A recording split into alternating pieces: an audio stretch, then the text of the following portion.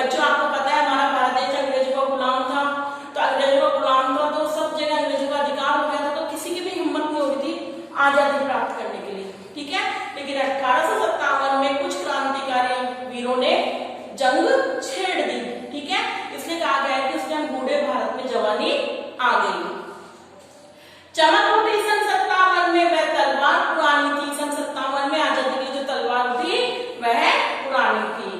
बुंदेले हर बोलो के में हमने सुनी कहानी थी, खूब लड़ी मर्दानी वो तो झांसी वाली रानी थी। मर्दानी क्यों कहा? क्योंकि वो मर्दों के जैसे लड़ती थी युद्ध में, ठीक है।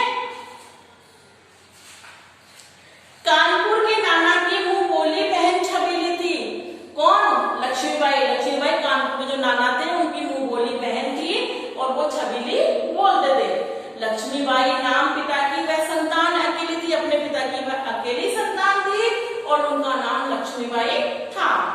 नाना के संग पढ़ती थी वह, नाना संग खेली थी, बर्छी डाल कपाल कटारी उसकी यही सहेली थी। नाना की मुंह बोली बहन थी, उनके ही साथ खेलती थी, उनके ही साथ पढ़ती थी और बर्छी कृपाण कटारी सब उसकी सहेली थी। वीर शिवाजी की गाथाएं उसको याद जवानी थी, यानी शिवाजी की जो बहादुरी की जो गाथाएं थी उसको मुंह से याद थी।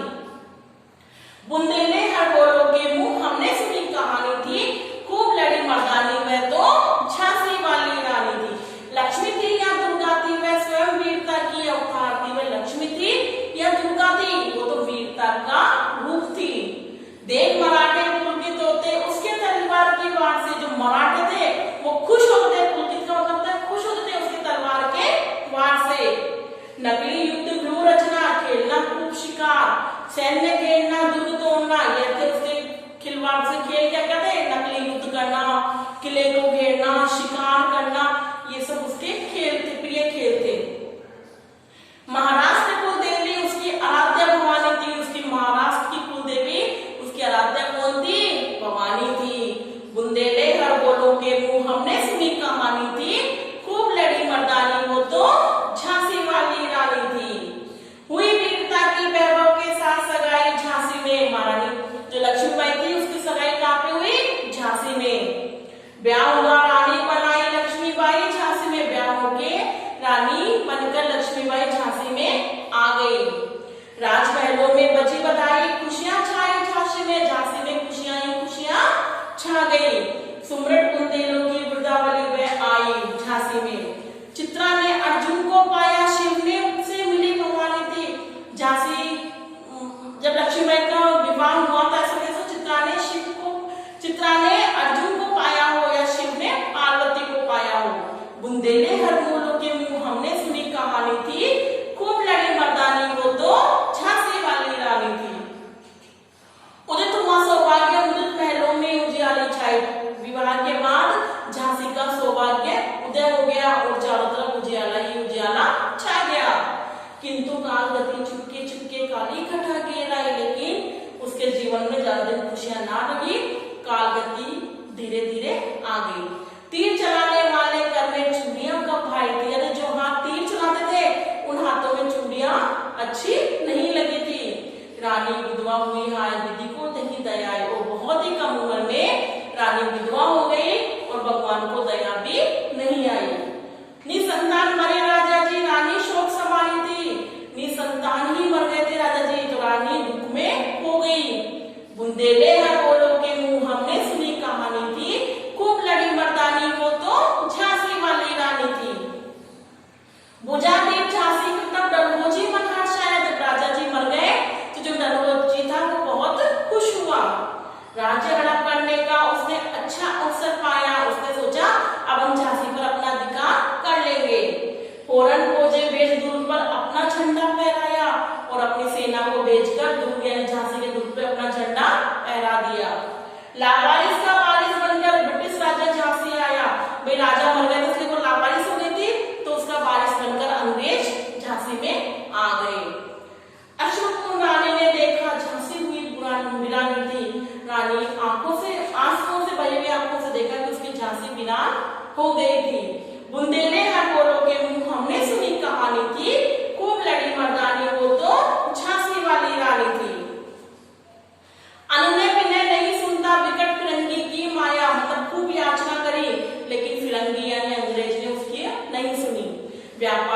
दया चाहता वह भारत आया, भारत में वह तो व्यापारी बनकर आया था। डलहौजी ने पैर पसारे, अब तो पलट नहीं खाया, और डलहौजी ने पूरे भारत में पैर पसार लिए और भारत को अपना गुलाम बना लिया। राजाओं नवाबों को भी उसने पैरों ठुकराया, जितने भी राजा और नवाब थे उनको भी उन्होंने ठोकर मारी। रानी दासी बनी है, दासी अब महारानी थी, बेचारी जो महारानी थी वो क्या बन गई, दासी बन गई। बुंदेले हर बोलो के मुंह हमने सुनी कहानी थी, खूब लड़ी मर्दानी वो तो झांसी वाली रानी थी।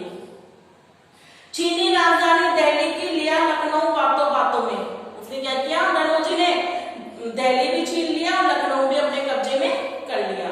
कैद पेशवा था बिडूर में, हुआ नागपुर का भी घात, जो पेशवा थे उनको भी कैद कर लिया और नागपुर पे भी अधिकार कर लिया।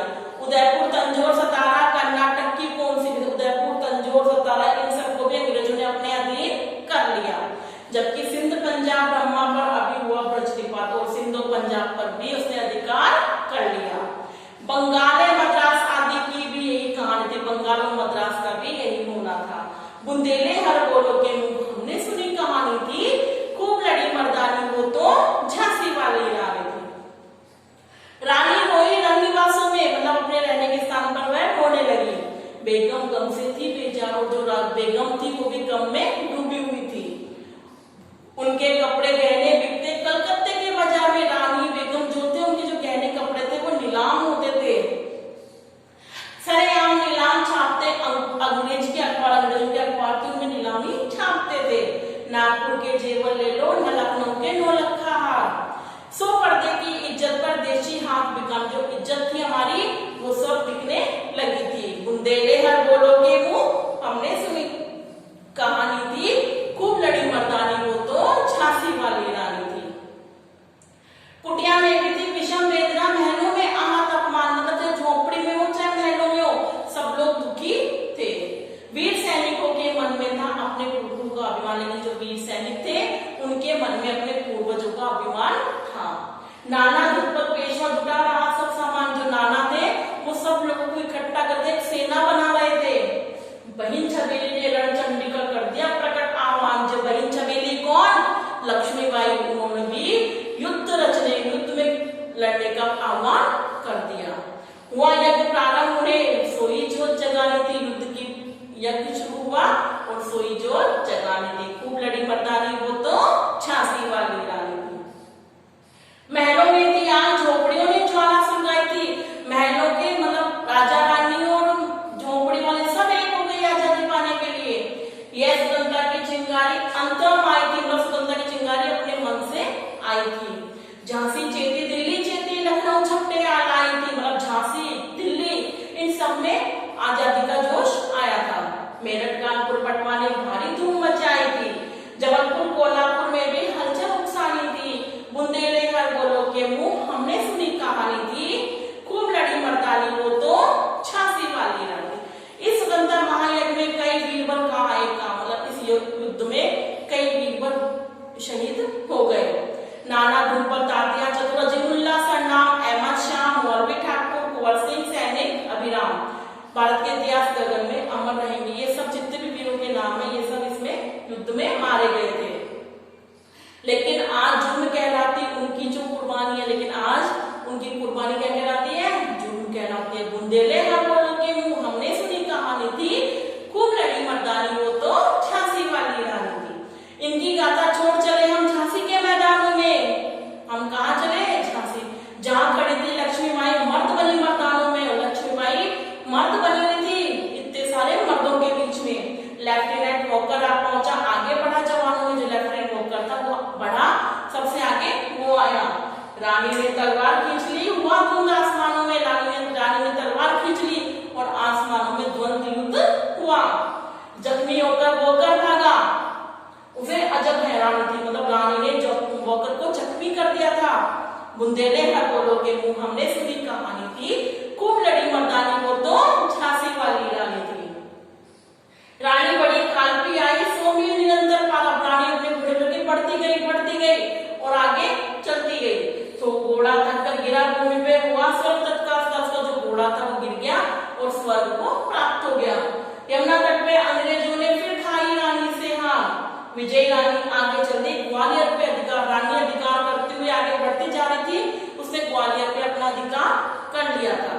अंग्रेजों के मित्र सिंधिया ने छोड़ी राजधानी थी, बुंदेले हर बोलो के मुंह हमने सुनी कहानी थी, खूब लड़ी मर्दानी वो तो झांसी वाली रानी थी।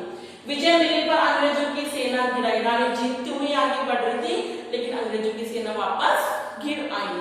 उसके जनरल स्मिथ समूह थे, उसने मुक्की खाई। पहले कौन आया था? वॉकर आया था, अब कौन आया? जनरल स्मिथ, उसने भी मुक्की खाई। कान्हा और मंद्रा सखिया रानी के संग आई थी, उसकी दो सखियां थी कान्हा और मंद्रा, वो भी मर्दों के समान युद्ध कर रही थी। युद्ध क्षेत्र में उन दोनों ने भारी मार मचाई थी। किन दोनों ने? कान्हा और मंद्रा ने। पर पीछे रोज आ गया, हाय गिरी अब रानी थे। आगे तो जनरल स्मिथ था और पीछे कौन आ गया? रोज। बुंदेले हर बोलो के मुंह हमने सुनी कहानी थी, खूब लड़ी मर्दानी को तो झांसी वाली रानी थी। तो भी रानी मार काट कर चलती बड़ी सैन्य के पास, मतलब रानी को डरने लगा तो मारती काटती भी आगे बढ़ती गई। किंतु सामने नाला आया, संकट विषम अपार, लेकिन सामने नाला आ गया, घोड़ा अड़ा, नया घोड़ा था वो अड़ गया, इतने में आ गए सवार। रानी एक शत्रु, एक मतलब रानी बीच में अकेली और उसके चारों तरफ शत्रु आ गए। घायल होकर गिरी सिंहनी, सिंहनी मतलब शेरनी घायल होकर जमीन पर गिर गई और उसे वीर गति पानी थी, यानी वो वीर गति को प्राप्त हो गई। बुंदेले हर बोलो के मुंह हमने सुनी कहानी थी, खूब लड़ी मर्दानी वो तो झांसी वाले रानी थी। रानी गई सितार चितार, उसकी दिव्य सवारी थी। रानी स्वर्ग को प्राप्त हो गई, तो जो चिता थी वो ही उसकी दिव्य सवारी थी। मिला तेज से तेज, ये सच्ची अधिकारी थी, वो तेज से तेज मिला, वो तेज की सच्ची अधिकारी थी। अभी उम्र तो 23 की थी, मनुष्य नहीं अवतार थी, मात्र 23 साल की उम्र में वो स्वर्ग सिधार गई। वह मनुष्य नहीं बल्कि कोई देवी थी। हमको जीवित करने आई सुगंधा की नारी थी, हमको जीवित करने के लिए वह आई थी। दिखा गई, बस सिखा गई, हमको जो सीख सिखानी थी वह हमें रास्ता दिखा गई, और जो भी कुछ सिखाना था हमको सिखाकर चली गई। बुंदेले हर बोलो के मुंह हमने सुनी कहानी थी, खूब लड़ी मर्दानी वो तो झांसी वाली रानी थी। जाओ रानी, याद रखेंगे कृतज्ञ भारतवासी की रानी, आपकी वीरता को हम भारतवासी याद रखेंगे। यह तेरा बलिदान जाएगा स्वतंत्रता विनाशी, स्वतंत्रता के लिए बलिदान तुम्हारा बेकार नहीं जाएगा। होवे चुप इतिहास लगे सच्चाई, चाहे फांसी हो मत माती विजय मिटा दे गोलों में चाहे झांसी। तेरा स्मारक तू ही होगी। अरे रानी, तुम्हारे क्या स्मारक बनाया? तुम तो खुद एक स्मारक हो, तो खुद अमिट निशानी थी। बुंदेले हर बोलो के मुंह हमने सुनी कहानी थी, खूब लड़ी मर्दानी वो तो झांसी वाली रानी थी। कितना अच्छा चैप्टर था ना बच्चों? क्वेश्चन आंसर पे आओ। किंतु काल गति चुपके चुपके काली घटा घेर आई। इस पंक्ति में किस घटना की ओर संकेत किया है? इस पंक्ति में रानी के जो पति थे गंगाधर राव, उनकी मृत्यु हो गई थी, इस बात पर संकेत किया। काली घटा गिरने की बात क्यों गई है? क्योंकि राजा के मृत्यु के बाद रानी के जीवन में काली घटा आ गई। कविता की दूसरी पंक्ति में भारत को कूड़ा कैक्टस में नई जवानी की बात में सुभद्रा कुमार चौहान क्या बताना चाहती है? सुभद्रा कुमार चौहान बताना चाहती है कि जब भारत अंग्रेजों का गुलाम था तो बिल्कुल बूढ़ा हो गया था, लेकिन जैसे स्वतंत्रता की चिंगारी बढ़ी उसमें एक नया जोश आ गया, नई जवानी आ गई। झांसी की रानी के जीवन की कहानी अपने शब्दों में लिखो, बताओ उनका बचपन तुम्हारे बचपन से कैसे अलग है, ये आप खुद करोगे। वीर महिला किस कहानी में कौन कौन से पुरुषों का नाम आया? तो किसका आया? नाना साहब, डलहौजी, पेशवा, बाजीराव, ताता टोपे, अजमुल्ला, कुंवर सिंह, है ना?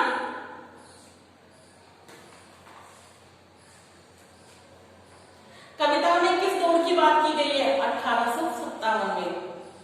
सुभद्रा कुमारी चौहान लक्ष्मीबाई को मर्दानी क्यों कहते हैं? वे मर्दों की तरह युद्ध में लड़ी, इसलिए उसे मर्दानी कहते हैं। बर्छी, कृपाण, कटाने के जमाने के हथियार थे। आजकल के हथियार कौन से? बंदूक, एटम बम, पिस्तौल, तोप, मिसाइल आदि। ठीक है, तो आपको इसके